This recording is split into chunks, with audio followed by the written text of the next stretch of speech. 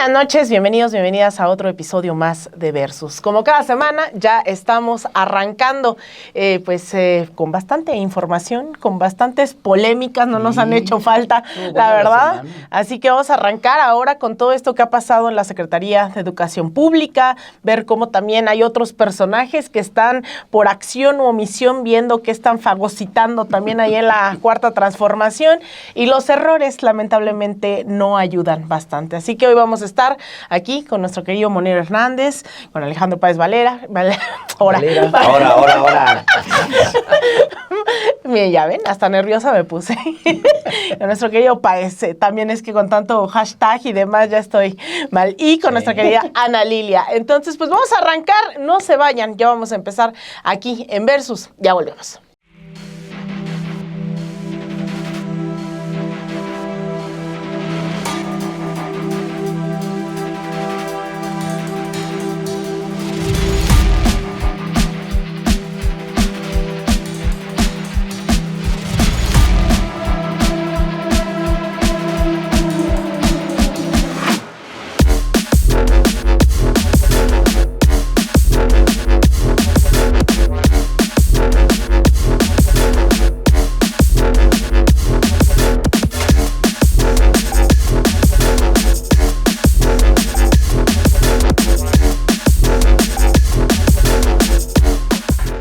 Pues estamos arrancando ya este lunes con bastantes cosas que pasaron ya este fin de semana, compañeros. Sobre todo, pues hay algo que evidentemente ha ocupado la mañanera, las redes sociales, varios programas, que es lo que ha pasado en la Secretaría de Educación Pública y lo que parecía estaba sobre la mesa. ¿Se había o no riesgo, más allá de que parecía un pleito personal, si había riesgo o no de hacia dónde va la educación pública, cuál es la orientación ideológica, política de los libros de texto gratuito?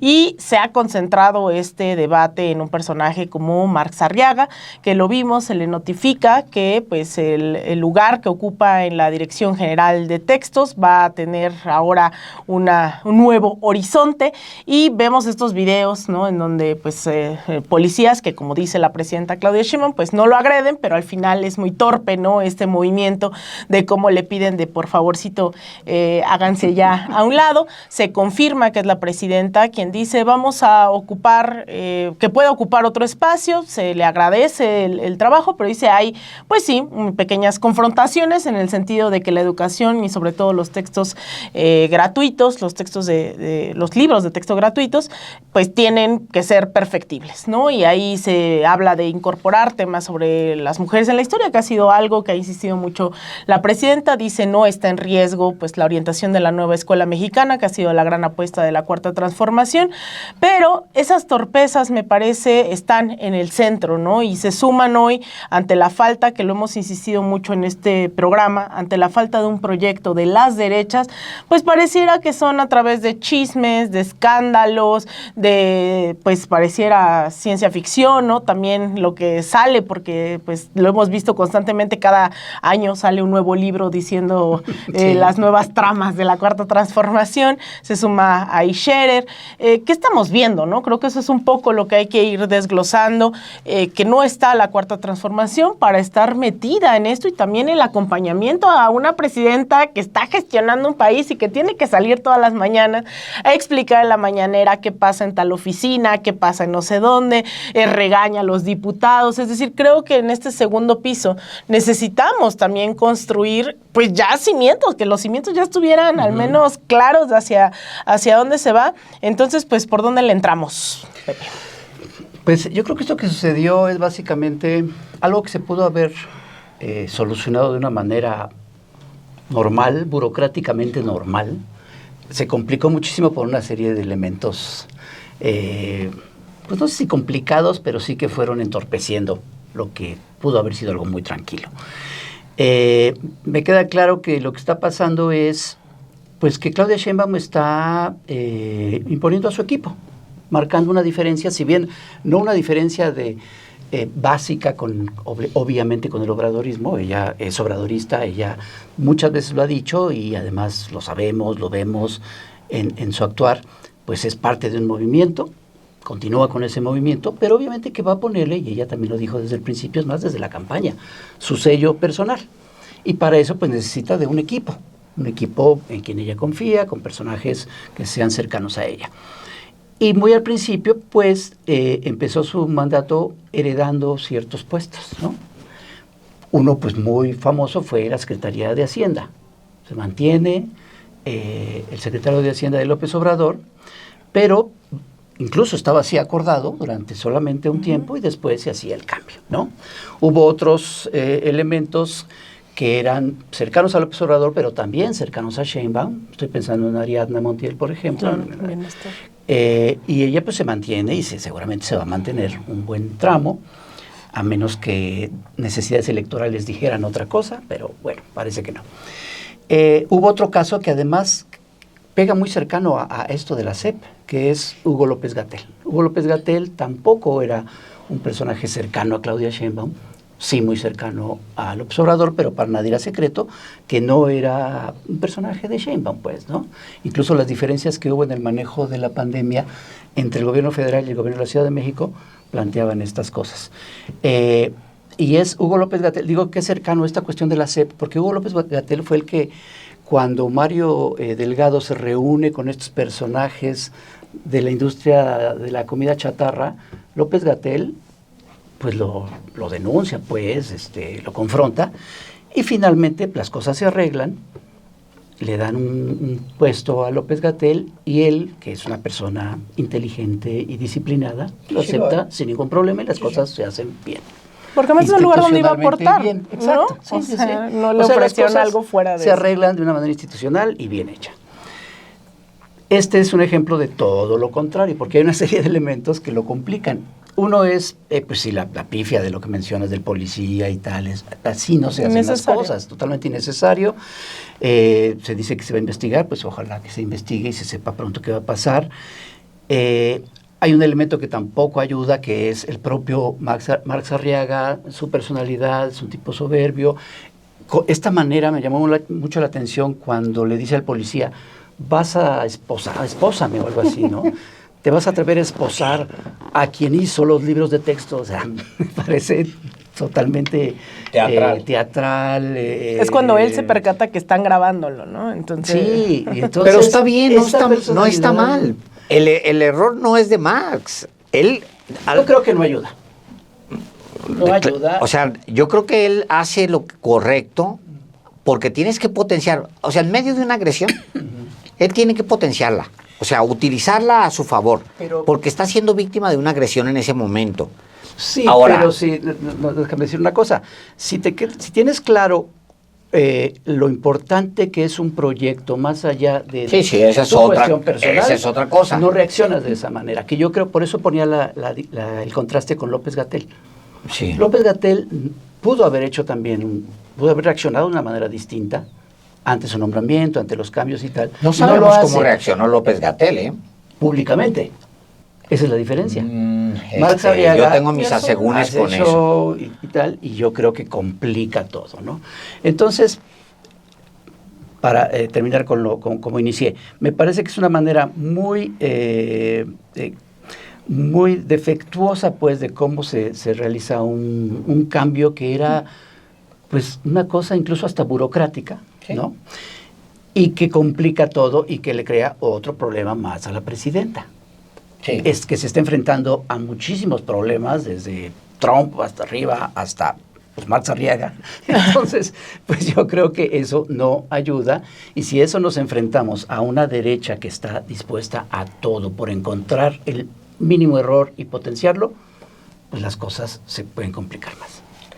Empiezo entonces al revés. Empiezo justamente donde tú tomas. Yo siento que los distintos frentes de derecha están esperando las oportunidades de los Marx Arriagas y de los Julios Scherer, que si se fijan son dos maneras de generar conflicto al interior de la 4T, como especie de fuego amigo.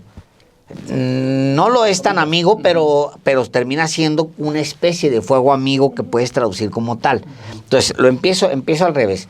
Yo creo que efectivamente no tienen un proyecto de nación, pero tienen perfectamente un proyecto contra Claudia, y contra la 4T, y contra la izquierda. O sea, digamos que el tiempo que han gastado no lo han gastado en armar un proyecto de nación. El presidente López Obrador publica su primer proyecto de nación en 2003. Ya había un proyecto alternativo de nación construido en un libro, tal cual, proyecto alternativo de nación. Ellos no han podido armar ni siquiera un esbozo de eso. Pero en su especialidad, ahí sí están muy sobres, que es en su especialidad es generar, lo voy a decir, no lo voy a decir. Generar, sí, dilo. No, porque es muy fea palabra. No, que lo diga. Es una Yo palabra voto muy porque pesada.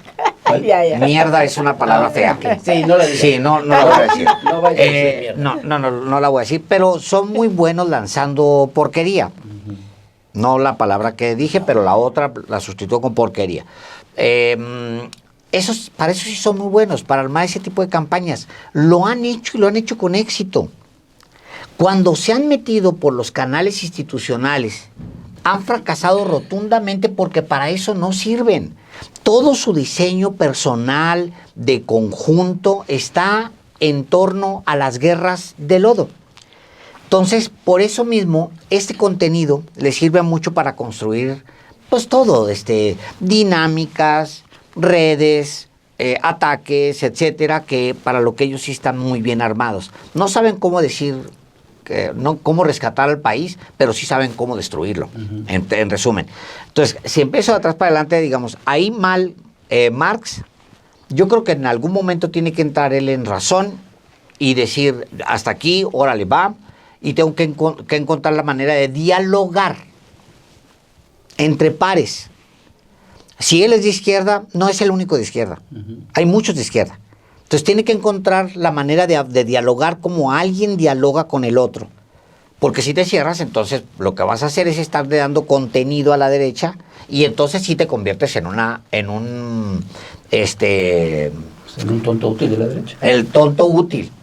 O no tan tonto, porque entonces me brinco a Julio Scherer, que de tonto no tiene un pelo. Ese se pasa de listo. Ese se pasa también, ese se pasa de listo. Julio es un tipo hábil, digamos, tiene muchas habilidades. En este último capítulo, yo creo que él se exhibe sin necesidad. No es tan inteligente. Su texto es muy malo. El libro es muy malo.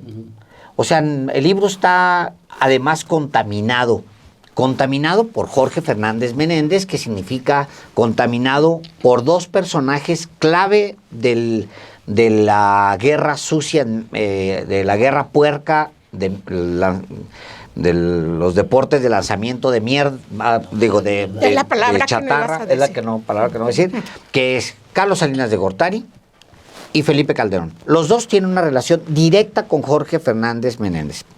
Directa. Uno es, su padrino de bodas, no se nos olvide. Y el otro, pues es su origen, Carlos Salinas. Entonces, pues ahí están los dos personajes. Tú como Julio Scherer te alías a eso para darle un mensaje al interior de la 4T, espérame, tampoco somos güeyes. Pues digo, el libro sale mal escrito, mal orientado, yo creo que es un exabrupto, es un borrachazo, decide subirse borracho al carro y choca. Es eso lo que hace Julio. Me parece que contrario a lo de Julio, lo de Marx, era previsible, era manejable y debió haberse aplicado técnicas breves, leves. Ahí están los manuales de gestión de conflicto.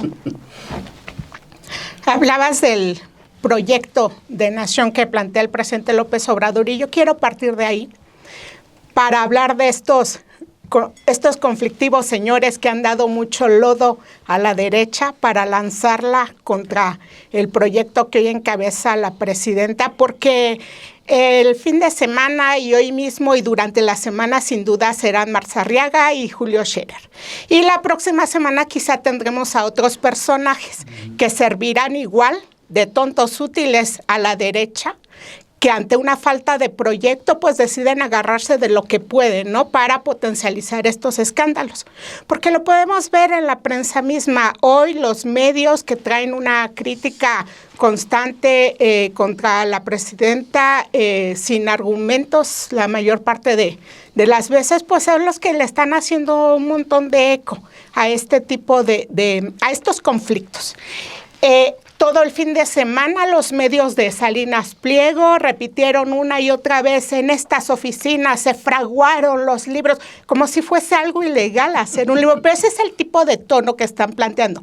¿Por qué parto del proyecto de nación que presenta el presidente López Obrador y que la presidenta le da continuidad a ese proyecto de nación y que decide reforzar en varios ámbitos? Y uno de esos ámbitos, por ejemplo, es hacer visible el papel de las mujeres en la historia, que es una reivindicación no solo necesaria, sino que socialmente se agradece que esté esa reivindicación, porque es el tiempo en que se haga visible el papel de las mujeres en la historia. Para mí es triste que, como se plantea por parte de la presidenta, que se haya negado a poner ese tipo de contenidos. O sea, me parece una sinrazón, me parece el tratar de negar un papel de las mujeres en la historia que se han ganado mediante tantas luchas también. Uh-huh. Eso es por una parte, pero la actitud de los personajes, para mí, me refiero a Marta Arriaga, me refiero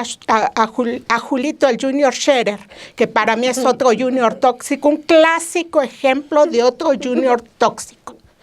Julio Scherer en este libro no solo es un tremendo hipócrita, porque está haciendo acusaciones contra el presidente sin decir que son acusaciones, las hace de manera velada y deja que el personaje al que él decide recurrir para plantear este texto, pues sea el que hace esas acusaciones. Y eso me parece profundamente deshonesto por parte de Julio Scherer. Y en esta promoción del libro, por ejemplo, el fin de semana estaba en los espacios de Salinas Pliego, que tiene la nómina este otro personaje que firma el libro, y que al decidir Scherer quién iba a llevar ese libro junto a él, o lo que presentan como un libro, pues está el mensaje implícito. Claro. Jorge Fernández Méndez dice: el origen salinista de Carlos Salinas en nómina de Salinas Pliego, amiguísimo de Calderón, fue su padrino de boda, su testigo. Pues está perfectamente diseñado este texto para servir de armas a la derecha en acusaciones de las cuales hasta ahora, ni en este documento que presentan de más de 300 páginas, no se presentan evidencias. Y eso no solo es una falta de rigor cuando estás haciendo acusaciones tan serias. Yo no sé cuál sea el proceso que lleva esta editorial que decide publicar el libro en cuanto a las acusaciones, porque quienes hemos trabajado temas que son delicados, donde señalas tal persona, tal irregularidad, tal señalamiento, hay áreas que te piden, ¿y dónde está la prueba? Por lo menos en ese rigor el libro no lo tiene. Y ahí lo que está haciendo es repetir estos argumentos que incluso ya hasta se llevaron a Washington, y que quien participa en esto también es este personaje Menéndez. Entonces, para mí no es algo ingenuo. Dice Scherer que es un título donde le llama ni venganza ni perdón, pero para mí es más bien ese libro de la venganza que nos habla mucho de Julio Scherer.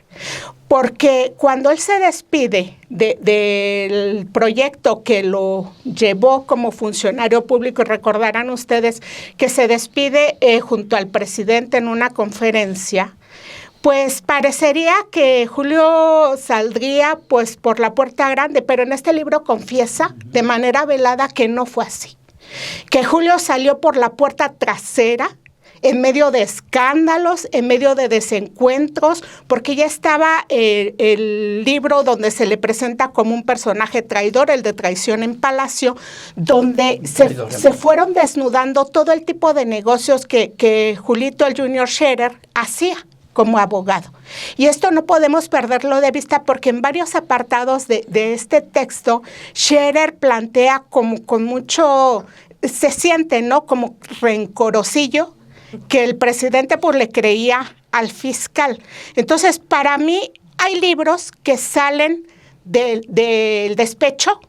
Hemos tenido un montón de esos libros que salen del despecho y es el dicho de alguien despechado, despechada y que no presentan evidencias. Este es un libro que sale desde el despecho con intereses clarísimos cuando decides quién va a firmar contigo el libro y decides que donde vas a hablar de ese libro es en los espacios de un personaje como Salinas Pliego, el evasor de impuestos, que sabemos que trae su propio proyecto. Entonces, en resumen, para mí el caso de Martha Arriaga y el de Julio Scherer representan esos casos de personajes que suponen que el cargo público es un cargo patrimonial. Y no lo es, y no lo debía ser. El gran problema que tienen este tipo de personajes es que en un proyecto de nación como el que planteó el presidente López Obrador y como el que está planteando la presidenta Sheinbaum, los cargos tienen una razón de ser con el espíritu del servicio público.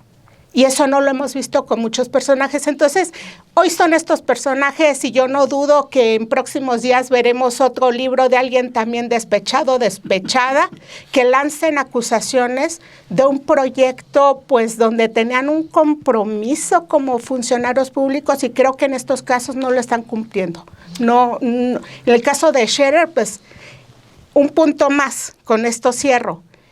Él hace severas críticas, sin criticarlo abiertamente ahí como hipocritón también, a proyectos, planteamientos que hizo el presidente muy relevantes para su proyecto de gobierno. Y él los está criticando. Entonces esto nos habla de su incongruencia, del cómo pues en realidad no tenía cabida en un proyecto donde se buscaba priorizar el bien público y no el interés personal, como es el que Scherer pretendía y que así se exhibe él mismo. Te vi. Además quería justo de Hernández, porque tiene un cartón, Hernández, que publica en Sin embargo, que muestra a Julio Scherer con la cara de Elena Chávez, o sea, hablando de libros de despecho. De pues, despecho. ¿no? Justo eso, mira, aquí dice Elena Chávez. Exacto. Bueno, en realidad dejan mucha carnita y sobre todo en esta noción de... Yo la tuve que dibujar. Más fácil. O sea, ahí es una cualquier cosa, hasta ¿no? yo. Pues sí. Si no, no tiene mucho mérito. Ahora sí estamos atentos a qué vas a decir, Sí, porque sí. a superar. Sí, no, hombre. Mira, el tema de cómo llegamos hasta aquí. Yo creo que un poco escuchándote pienso en cómo llegamos a una cuarta transformación en el año 2026, qué se espera tanto de los personajes que la representan como de quienes militan dentro de este proyecto. Ya había un esfuerzo en donde se hizo algunas consultas, incluso yo recuerdo para ese primer proyecto de nación se consultaron a varias personas, tantas miles de personas. Recuerdo que Jesús Ramírez estuvo al frente de ese primer proyecto de nación y que se ha ido perfeccionando. A mí me tocó participar en las últimas cientos de asambleas, fueron cientos de asambleas, foros, para generar este proyecto de nación que, ojo, no era para Claudia Sheinbaum, ¿no? El partido estuvo organizando una serie de asambleas, foros, en N cantidad de cosas, fue impresionante. A mí me tocó ir a varios estados, aquí en la propia Ciudad de México, en Xochimilco, ¿no? ¿Qué quiere la gente de Xochimilco en temas del campo? ¿Cómo se rescata la chinampa? Me enteré de que el Tratado de Libre Comercio les había dicho, ¿no? Que no puedes fomentar parte de lo de la chinampería porque va en contra del tratado. Bueno, en fin. Y eso, al haber quedado Claudia Sheinbaum, representaba entonces ese proyecto de nación.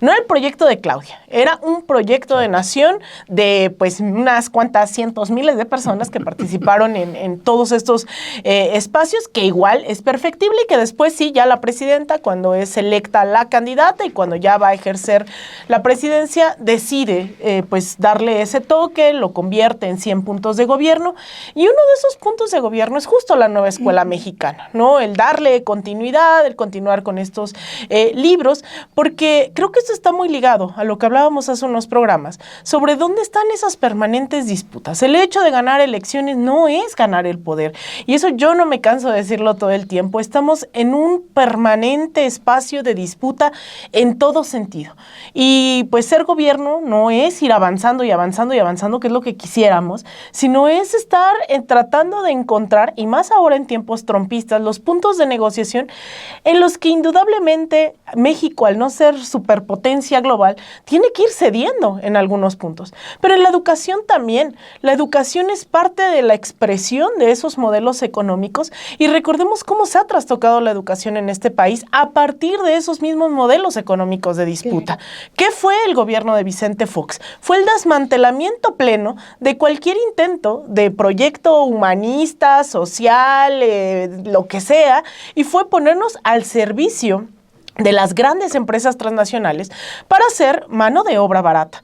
Y desmantelaron la educación secundaria, la educación media superior, fueron las RIES, las RIEMS, ¿no? La Reforma Integral a la Educación Superior, quitaron cívica y ética, quitaron historia, y gobierno a gobierno se fue poniendo incluso por qué fomentar y por qué es tanto escándalo que Clara Brugada ahora quiera enseñar en náhuatl en las escuelas, ¿no? Pues porque al final teníamos que aprender inglés, si no, claro, ¿cómo íbamos a servir a LG, a General Motors y a todas estas empresas si no era a través del inglés?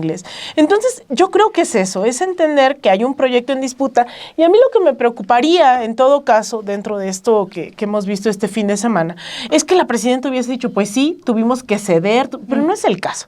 La presidenta lo que está diciendo es perfectible, y como parte de ese proyecto de nación, y lo dice la propia presidenta, no le pertenece a alguien, ni los libros, ni el proyecto, ni la educación, y ella reconoce también el trabajo, que habrá que ver también, pues la respuesta también del profesorado que formó parte de estos debates, que también para quien no ha seguido el debate de la nueva escuela mexicana, la nueva escuela mexicana, lo que decía yo aquí, que se liga con la mesa que hemos venido hablando en cuestiones pasadas, es que es a través de la educación que también se permea esta disputa ideológica, ¿no? Ya habíamos hablado en esto en otro momento de cómo a través pues de las películas, de la industria cultural, bueno, la educación es fundamental dentro de cualquier proceso revolucionario. ¿Y qué ha hecho justamente la Cuarta Transformación? Regresar las clases de historia. Ahora con la presidenta, pues el tema de las mujeres, ¿no? Que no sabemos cuáles son los apellidos de las pocas mujeres de la historia,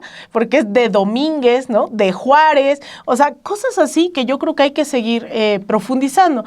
Y yo sí creo que en esa profundización habrá que estar al pendientes, como estuvimos al pendientes de este debate, ¿no? Sobre el tema de las chatarras, que al final pues tampoco regresaron a las escuelas, todo el tema, o sea, sí fue escándalo que sí había reunión, pero bueno, también yo creo que la presidenta estaba al tanto de todo eso, no regresó la comida chatarra a las escuelas, y esperemos también, o sea, no va a haber forma de saber si hay o no una traición y un regreso, si no es hasta que veamos los siguientes libros del siguiente año, incluso esto, ¿no? Hasta el prólogo, pues, que a mí también me parece una lectura errónea el decir, pues es que a mí me puso casi que aquí el presidente y yo soy más obradorista que Obrador, que nunca faltan en los movimientos, sí, ¿no?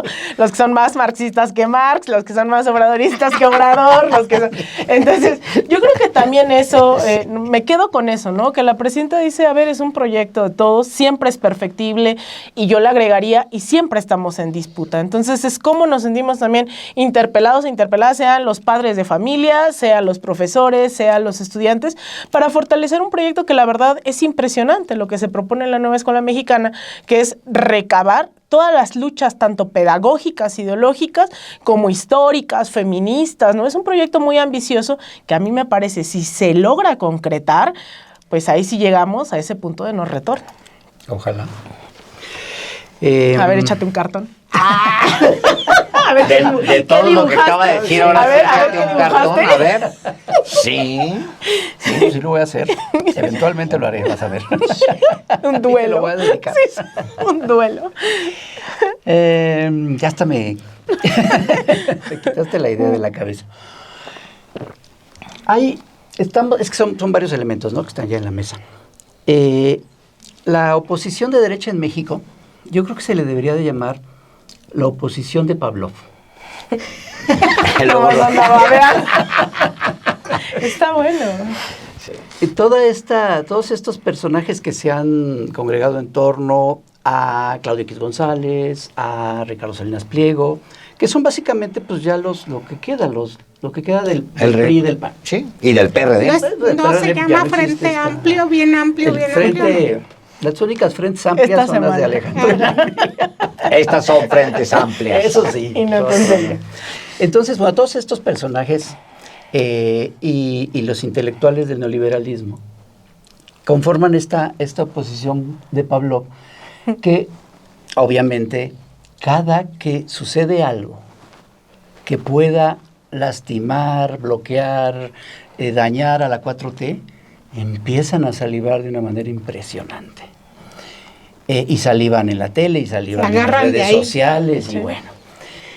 Ahora, pero hay dos de estas cosas que suceden alrededor de la 4T que pueden dañarla. La gran mayoría, unas las inventan ellos. Y alguna vez creo que lo comentamos aquí en Versos. Las inventan, y cuando son inventos de la derecha, afortunadamente no caen en tierra fértil, porque, lo comentamos hace 8 días, la ciudadanía en México está muy politizada y ya no les cree esas patrañas. Algunos, los mismos de siempre, pues sí se las siguen creyendo, pero a la gran mayoría del pueblo de México ya no se los cree. El problema, bueno, ahí entonces es por cuestión de goteo, mientras más jodan y jodan y jodan con esta palabra que no quiere decir Alejandro, con la esperanza de que eventualmente eso va a quedar, calumnia que lo queda. Pero lo que realmente daña es cuando sí hay visos de verdad en esto que sucede y que los hace salivar tanto. Un ejemplo muy fuerte fue el año pasado con la cuestión de la barredora. Si la oposición de derecha se la ha pasado 7 años diciendo que la 4T es un gobierno delincuencial, y de pronto resulta que el secretario de Seguridad de Adán Augusto, exsecretario de Gobernación de López Obrador, y ex candidato presidencial, y ex precandidato, sí. Ex corcholata, sí. Su secretario de Seguridad no solo estaba en connivencia con el crimen organizado, sino que él organizaba ese crimen. Pues por supuesto que eso va a dañar muchísimo. Y entonces aquí ya no solo salivan, sino qué bárbaro, se van de fiesta. Ese es el gran problema. Y es ahí donde se debe de actuar con muchísima cautela y donde se debe de entender la responsabilidad de ser parte de un movimiento como el de la 4T. Y hay muchos personajes que no están entendiendo esa responsabilidad y están cometiendo una serie, en el mejor de los casos, de pifias, y en el peor de los casos traen una agenda totalmente personal en contra de un movimiento de masas. Y además un movimiento de transformación en México. Y hemos visto muchos ejemplos recientemente. Obviamente Monreal recientemente hablando en contra de la reforma electoral en la cuestión de las plurinominales. ¿Cuál Monreal? ¿Cuál de todos? ¿Cuál Monreal? Bueno, es que el otro Monreal. Son iguales. Son haciendo como berrinches. 40, ¿o cuántos son? Más o menos. Sí, ¿verdad? Pues sí, es una familia Y numerosa. todos igualitos. Y todos igualitos. Hay otro cartón por ahí, luego Sí. lo enseño. Sí, sí hay otro cartón. El otro Monreal, pues ya se puso al brinco y él quiere ser a fuerza candidato, diciendo una barbaridad impresionante que es, no es nepotismo, porque mi hermano no me apoya. Entonces ya no es nepotismo. Ya no es nepotismo. No, y con Salinas Pliego, ¿no? Y con Salinas Pliego, acudir claro. un Monreal con Ricardo Salinas Pliego es lo mismo que Scherer. Porque Salinas saliva y Salinas luego de Pablo llama y aprovecha para mover sus piezas. Y así son varios personajes que ponen en primer lugar, y por eso yo hace un momento decía, Marx Arriaga en esta reacción está poniendo en primer lugar sus intereses, y él dice que es él el creador de los libros de texto, cuando, hoy lo dice Claudia Sheinbaum muy bien en la mañana, es un trabajo colectivo de muchísimas personas. Se reconoce el trabajo de él, pero es un trabajo de muchísima gente. Y como bien decía López Obrador, no son cargos, son encargos. Y él, que se dice tan obradorista, pues debería de entender su posición en la dimensión que debe ser. Entonces, todos estos personajes no abonan en nada. Pareciera que estos personajes se creyeron que había que seguir siendo obradoristas desde su muy punto de vista personal de lo que es el obradorismo, nada más en el estilo y no en el fondo. Pero ni en el estilo, Andrés Manuel está ahí en su... Dijo adiós. Él dijo, Sí, ya pero, me voy. pero en un estilo obviamente Claro. simulado, Sí. ¿no? Su interpretación. Y sí creyeron, parece que sí creen que Claudia Sheinbaum no es realmente la líder del movimiento, sino que sigue siendo López Obrador. Y tratan de seguir... Eso está mal y es peligroso. Es pésimo, es Pésimo, pésimo. pésimo. Y deberían de entenderlo y deberían de darse cuenta de que esa oposición de Pavlov no va a ceder en ninguna. Lo vimos en diciembre pasado con su marcha de la generación Z, en De donde Fox, ¿no? básicamente Octogenario con- llamaron a un golpe de Estado. Ajá. O sea, las imágenes con las que promovían la marcha era una guillotina en el Zócalo y el Palacio Nacional quemándose. En llamas, claro. Entonces, yo pensé en ese momento, ya están instalados en el golpismo, pero no, o sea, sí y no, o más, mejor dicho, están instalados en el golpismo, pero realmente tienen varios carriles y están instalados en todos. Pero, o sea, están instalados en redes y es una campaña que han mantenido en redes así. Su problema es que no tienen una representatividad ante la ciudadanía. ¿Cuánta gente que en realidad era de sociedad civil acudió? No, Son los nadie. mismos personajes repitiéndose en todos sus foros, con todas sus caretitas. Se llamaban Marea Rosa, Generación Z, Frente Pero eso Amplio. no el que sean tan torpes y tan poco eficaces no los hace menos peligrosos. Es Cada vez correcto. incluso los hace más peligrosos. Y, porque cada vez se está el desesperan más. elemento del capital que Y ya tienen perdieron el varios de Poder ellos. Judicial. Entonces, los pocos o muchos carriles que les quedan lo están ocupando y van a pelear la reforma electoral para ver qué pueden cachar ahí. Siguen en el carril golpista, siguen en el carril de los medios de comunicación, siguen en el carril, en la videocolumna de hoy de Alejandro Páez, claramente dice, las televisoras están metidas, siguen Claro. en ese carril también. Televisa y TV Azteca. Entonces, están ocupando todos esos carriles. Con un poquito menos de dinero ahora, porque andan dando abonos chiquitos, pero, pero siguen ahí. Pero siguen ahí Sí. y van a seguir ahí y difícilmente van a cejar, pues. O sea, eventualmente yo no creo que puedan ganar, ni en el corto ni en el mediano plazo. Pero es un peligro latente y yo creo que muchos personajes de la 4T que solamente están viendo por sí mismos, tienen que entenderlo. Si no, se van a quedar sin 4T y sin ninguna posibilidad de hacer absolutamente nada, a menos que sean tan miserables que sin ningún problema se vayan al PRIAN, pues, O al Partido al Rosa, partido ¿no? que Que más se les está convenga. formando. Sí. Mira, yo siento que incluso la gente, mucha gente de bien cae en el entramado de la derecha con respecto a estos casos. Lo quiero explicar de esta manera. No recuerdo quién es el autor de una canción muy vieja que decía, mi enemigo me marca mi enemigo y me pide que le ayude con el teatro. No sé si la recuerden, voy a hablarte, querido compañero de la patria que ha de forjarse abajo. Nos vamos a saber, es un mexicano de estos, de los 70s, etcétera. Pero siempre se me quedó esa frase, siempre. Bueno, el texto es hermoso, pero esa frase siempre se me quedó desde muy chavo. Gabino Siempre Palomares pensaba, es Gabino Palomares. Porque lo que trata de explicar es, tu enemigo te va a poner siempre a tu enemigo. Siempre te lo va a poner ahí, para que tú te entretengas en él, ¿no? Que te metas y te entretengas en él. Y mi idea siempre cuando veo un conflicto es, ¿me quiero entretener en este conflicto o no? Siempre pienso en eso, siempre ¿vale la pena que yo me meta a este conflicto o no? ¿Vale la pena que yo me mantenga 3 días en una oficina tomada provocando un daño de esa naturaleza o no?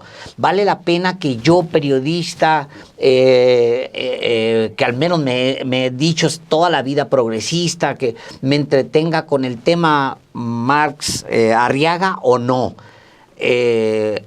Porque mi enemigo me marca mi enemigo siempre. Y me pide que le ayude con el teatro, como dice el texto completo. Me invita a que participe. Vamos a discutir sobre Marx Arriaga. Ese es el gran asunto aquí. Luego hay un discurso de Fidel Castro que tampoco se me olvida nunca para ocasiones como estas, que siempre dice él en un discurso en Naciones Unidas, que es muy bonito, que me gusta mucho y que ahí está. Dice él, dice, no perdamos el foco de en lo que realmente queremos estar. Dice él, ahora me vi demasiado socialista, perdónenme muchachos, fueron mis dos referencias que se me vienen a la cabeza. Pero él dice, las armas pueden matar a los hambrientos, a los enfermos y a los ignorantes, pero no pueden matar el hambre, las enfermedades y la ignorancia, dice él. Y luego ya cierra con una idea que es, no pueden matar tampoco la justa rebeldía de los pueblos, que es un textazo de Fidel. Bueno, yo digo, es que ahí están nuestros enemigos. ¿Cuáles son los enemigos de cualquier individuo? No de izquierda, de personas de bien. ¿Cuáles son tus enemigos? Tu enemigo es el hambre. Tu enemigo es la necesidad, tu enemigo. Si tu actitud nos distrae de ese foco, entonces estamos cometiendo un error. Si tú estás desviando la conversación para que no nos concentremos en lo primordial, que es el hambre, la necesidad, la desigualdad, la pobreza, eso es lo que nosotros tendríamos que estar concentrados. Si no estamos concentrados en eso porque estamos discutiendo cuántos días va a durar Marx Arriaga metido en un hoyo, o en una oficina, yo creo que estamos mal. Y él tiene que entenderlo.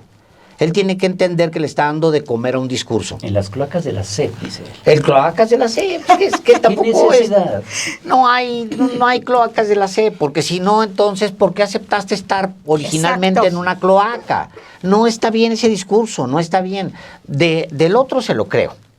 De Scherer se lo creo. O sea, él sí está en las cloacas de la derecha. Desde ahí dirige su mensaje, desde las cloacas de la derecha. Y él quiso hacerlo evidente. Irse por Dios a presentar su libro en la televisora del mayor tumor de esta sociedad, que es Ricardo Salinas Pliego, dice todo. Dice absolutamente todo. Entonces, me regreso. Nunca me gusta la idea de no menospreciar, que lo repiten ustedes dos, no menospreciar nunca la posibilidad, las capacidades que tiene la derecha, nunca de menospreciarla, porque yo siempre digo, si ellos pudieran, con sus propios dientes, agarrarían del cuello a López Obrador y lo destrozarían, porque lo odian.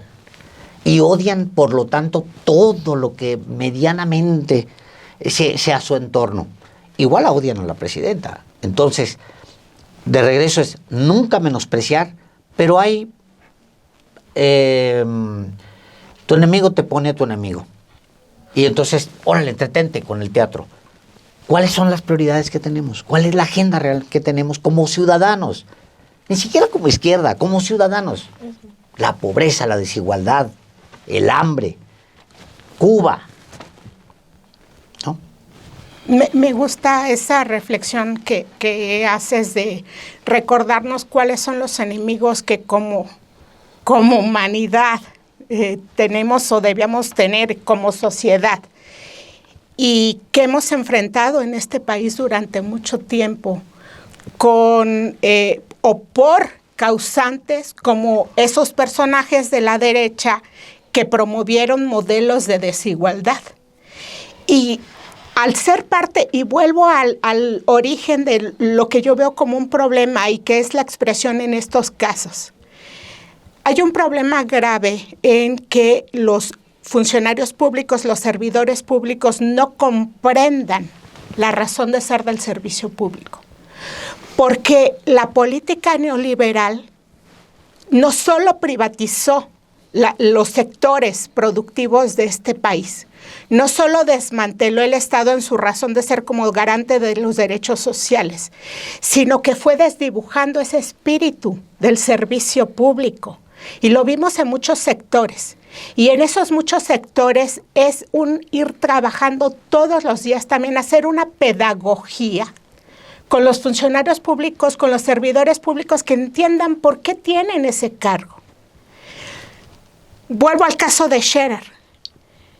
Scherer, un hijo del privilegio, en ese libro nos va contando cómo su papá o el apellido que él llevaba le abría las puertas con personajes del PRI, con personajes del PAN, con los amigos que él llama sus amigos, como quien firma el libro con él, este periodista de orígenes salinistas, en nómina de otro salinista, amigo de calderonista. Entonces, hay que entender de quiénes se rodean, a quiénes acuden para mandar qué mensaje, para ver la intencionalidad también. Y en estos ejemplos que estamos planteando son funcionarios públicos, el mismo Adán Augusto como secretario de Gobernación, que vemos cómo al presentar declaraciones patrimoniales, pues estaban presentando incompletas y tenía ingresos en un periodo donde él dice que eran ingresos de sus operaciones como notario en un periodo en que él no podría estar haciendo trabajo de notaría porque ya estaba como funcionario público, lo que se traduce en un conflicto de intereses. Entonces, ese es el tipo de lastres que hemos tenido también en nuestro país, de cómo a medida que se siga sin comprenderse para qué está un servidor público en ese cargo, pues seguiremos viendo estos problemas repetidos. Estamos bajo un modelo de gobierno que está planteando el combatir esos lastres, el combatir la desigualdad, el combatir el hambre, el cómo se saca con políticas de gobierno de la pobreza a más personas, que es de nuestros problemas que hemos tenido ya históricamente. Cuando hablaba Salina del tema de las mujeres en la historia, pensaba también en cómo en el proyecto que plantea la presidenta, cuando habla de justicia para los pueblos, para los jornaleros, incluye las jornaleras, el reivindicar el papel de la mujer también en la sociedad, en los distintos ámbitos. Hoy mismo en la mañanera, cuando se está presentando este programa que me parece muy bueno, el del box, y entonces era el contexto para hablar de los que están ahí boxeando sin guantes, pero el que se presentó en la mañana es uno de esos proyectos donde se busca que los jóvenes tengan alternativas para alejarse pues de drogas, de que tengan alternativas de convivencia, de deporte, y me parece ese tipo de proyectos que abonan para ir combatiendo esos problemas que son nuestros lastres y que terminará el gobierno y seguiremos enfrentando problemáticas, esperemos que en mucho menor dimensión. Pero entonces aquí los funcionarios públicos tendrían que hacer una revaloración de si realmente el proyecto, el modelo de gobierno en el cual están prestando sus servicios, hay una convicción o no. Porque bueno, el caso de Julito, pues lees ese libro, más de 300 páginas, donde te queda clarísimo cómo no hay un ápice de convicción de nada. Es un hombre sin ideología, es un hombre con puros intereses. Sí, carajo. Y pienso que ese es el problema de estos casos. Es el problema de tener un cargo de mucha importancia donde dices que sea una cosa y por detrás estás pensando otra cosa, y después cuando te corren por la puerta trasera, aunque salgas a decir que saliste en buenos términos, pues lo que te queda es la venganza, aunque él diga que no lo es, y lo que te queda es el despecho. Y yo creo que esa es la justa dimensión para ese tipo de documentos, donde otra cosa sería si presentara evidencia de las acusaciones que está haciendo. Claro, entonces le hace un bien. Claro, por Entonces, supuesto. ya hace un bien a un movimiento al que perteneció, porque perteneció, nos guste o no. Exactamente, y porque se supone que quienes forman parte de ese proyecto pues deberían estar pensando en el bien común, y el bien común es que no se permita la impunidad, el que investigaciones como el de la barredora lleguen hasta sus últimas consecuencias, y que si hay alguna vinculación también, algún nivel de vinculación, y habrá que verlo porque es un asunto que se supone está abierto en la Fiscalía, pues sea quien sea el funcionario público que esté involucrado, como el alcalde de Tequila, ¿no? Podrán decirse del partido que sea, pero si hay asuntos de corrupción, de crimen organizado, pues se tiene que aplicar la ley parejo. Pues ya vamos cerrando en esta última ronda, y yo creo que pues ese es el sentido también de asumirnos pues desde las diferentes trincheras. No todo es gobierno, no todo es partido, ¿no? Sino que cada quien asume la trinchera que le corresponde en este proceso de transformación. Y yo creo que sí ha habido muchas personas, empezando por el propio López Obrador, que dice, bueno, a ver, y lo decimos mucho, por ejemplo, en el instituto, ¿no? El mejor logro es cuando no nos necesiten, porque al final el proceso va a seguir, ¿no? Y el hecho de que no tenga que haber alguien ahí diciéndote haz tu trabajo, tienes que hacer tal, sino que se entienda en ese espíritu crítico y colectivo que entre todos y todas hacemos la transformación. Yo creo que ese es el horizonte, el no esperar a que te digan, oye, es que ya te tienes que ir, y eso es grave porque, por ejemplo, en el caso de Marc, pues entiendo que en las conversaciones ya le habían dicho, bueno, si no presentas tu renuncia, y él dijo, pues entonces córranme, ¿no? Y era como, bueno, pues tampoco es ahí hoy para siempre, y ese lugar lleva tu nombre, ¿no?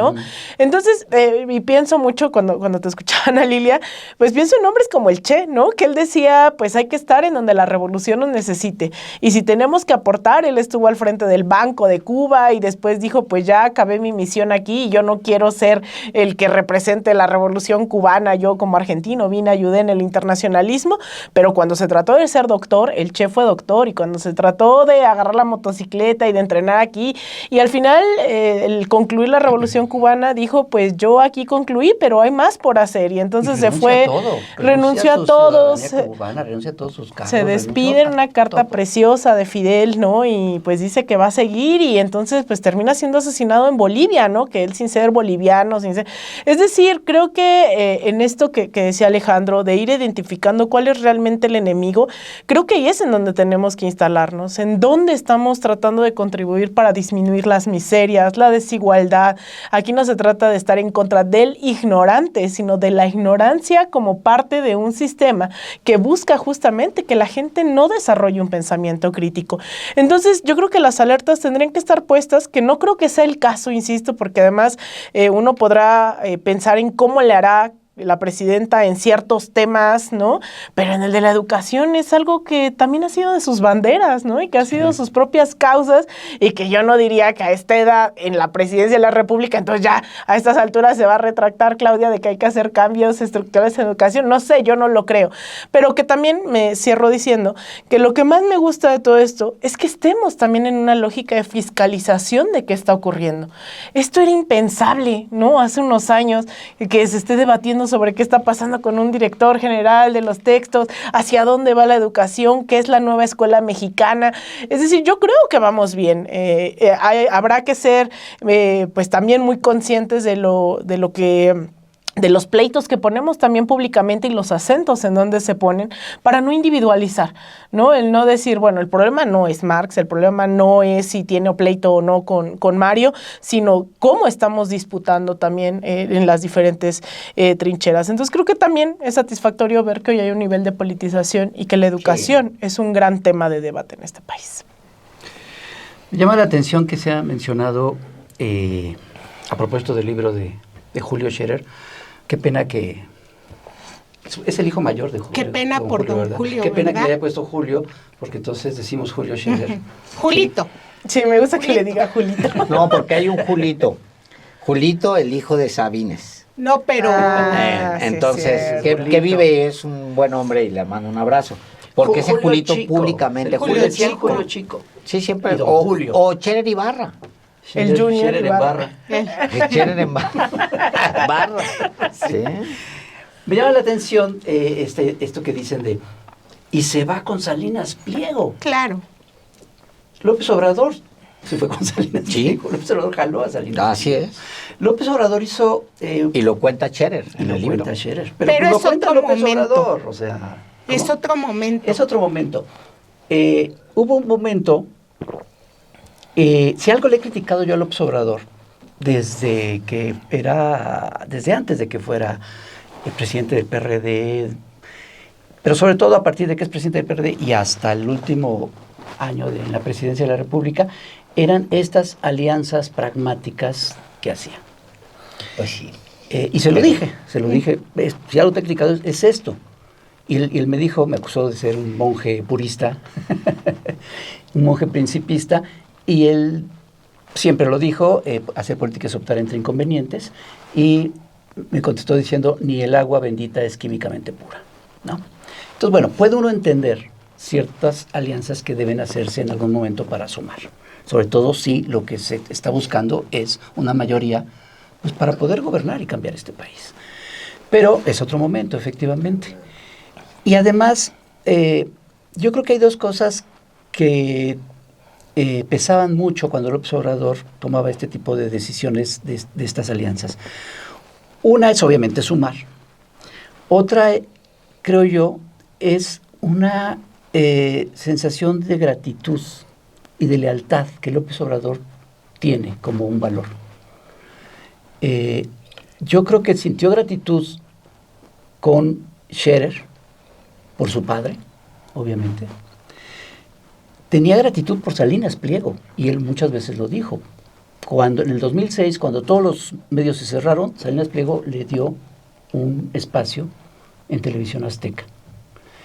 Tenía lealtad y gratitud con Alfonso Romo también, porque cuando ningún empresario pesado le hacía caso, Romo lo buscó y le permitió acceso a ese sector, ¿no? Entonces eran estas dos cosas. Gracias a estos personajes, no solo podía sumar y no solo podía tener acceso a sectores que él, por su propia naturaleza de luchador social de izquierda, no tenía acceso, a empresarios, a medios corporativos y demás, y además les tenía un agradecimiento por eso. Pero efectivamente, este es otro momento. Ahora yo creo que se pueden prescindir de ciertas alianzas pragmáticas porque además la mayoría de las veces que hacía estas alianzas terminaban traicionándolo. Todos. Y lo estamos viendo ahora con Julito. Y con Salinas Pliego y con... ¿Cómo dices? Julio Chiquito. Juniorcito, ¿no? Yo el Juniorcito. Sí. Y lo estamos viendo con otros y ahora con este personaje. Yo espero que Marx Arriaga no escriba un libro el año que entra, ¿verdad? Pero entonces es otro momento, y si bien sí se debe gobernar para todos, no se puede gobernar con todos. Y eso es algo que se tiene que entender para poder deshacerse ya, ir soltando varios lastres. Uh-huh. Me quedé reflexionando primero en cuando escuché por primera vez ese texto esa canción de Palomares, me quedé reflexionando en eso y en Julio, porque yo recuerdo, yo entré muy chavito a la redacción de un periódico y entonces me sabía de memoria los ruidos del telefax. Los ruidos. Si era ta-ta-tan, ta-ta-tan, ta-ta-tan, era alerta, alerta, alerta. Entonces corrías, fuera a las 2 de la mañana, fueran las 2 de la tarde, corrías. Y yo era Huesos, es decir, el cuate que hace el interfaz literal de agarrar el contenido de los reporteros, llevárselos al jefe de redacción, porque era por escrito. El año era 1982, yo tenía 14 años. Imagínense usted nada más. Así se decía, ¿verdad? Así, el Huesitos era el cargo. Sí. Que yo tenía, y era pues el chavito que iba corriendo a todo, ¿no? Uh-huh. Y en el telefax estaba un cuate que se vestía siempre de negro, que se apellidaba Cabrera, que le decíamos el hombre lobo. El hombre lobo. Tenía una barba de ese tamaño y todo el tiempo. Y entonces estaba permanentemente, tú te vas a acordar del hombre lobo, permanentemente corrigiendo textos que después pasarían al mimeógrafo y luego pues en su casa él los imprimía y luego salía y los repartía. El hombre lobo traía su morral aquí siempre, todo el tiempo, negro también el morral. Entonces, pero él llamaban a... Era una organización que se llamaba el Burro Chong. El Burro Chong duró muchos años, medio relacionada con originalmente con el CDP, el Comité de Defensa Popular. Es muy curioso Chihuahua, como ya entrando en la última parte de este programa, pero muy curioso Chihuahua porque hay una calle que se llama Lucio Cabañas, que es maravilloso. O sea, que haya una calle que se llama Lucio Cabañas es extraordinario. Hay una colonia que se llama Genaro Vázquez. O sea, ¿cómo pasa eso en una población que se fue derechizando? ¿Cómo pasa? Bueno, porque ahí hay una lucha que siempre ha estado. Permanente, constante, que viene de la herencia de madera, que viene... Entonces el hombre lobo y el burro chong sacaban en las elecciones un burro y decían voten por el burro y lo paseaban por las calles de Juárez. Si ustedes buscan, todavía googlean, todavía por ahí aparece el burro chong. Y creo que todavía debe andar ahí por... Si me veo algo, ojalá y me pueda contactar el hombre lobo porque le recuerdo por qué él me enseñó esos textos. Entonces, de regreso a Julio. ¿Quién sabe en qué momento pierdes a un hijo siendo quien eres? Julio Scherer García. ¿Quién sabe en qué momento alguien se puede convertir en algo así? Pregúntale a Arnaldo Córdoba. ¡Uf! Por ejemplo. A José Revueltas. Pues a sí, muchos. Desafortunadamente, los grandes hombres no siempre los hijos representan lo mismo que los padres. Vemos enormes incongruencias, valorando siempre el papel de don Julio Scherer García en el periodismo y por el periodismo y para este país, honrando la memoria de don Julio Scherer. Ojalá que sus hijos hicieran lo mismo. No es así, desafortunadamente. Se nos terminó este programa. Solo quería abonar un dato a lo que comentaba Lina de hoy la sociedad es mucho más crítica. Cuando uno revisa los libros de texto, a mí me llamó la atención y para bien encontrar que en los libros de texto de la primaria se le dice hoy a los chicos lo que son las contralorías internas, qué es el problema de la corrupción y cómo pueden presentar quejas en contralorías internas. Era algo impensable. Y así, de a poquito, se va abonando para una sociedad más crítica. Ese es el papel, la labor también del periodismo y de estas mesas. Y gracias por acompañarnos en la reflexión del día de hoy. Gracias a todos. Nos vemos el lunes. Gracias.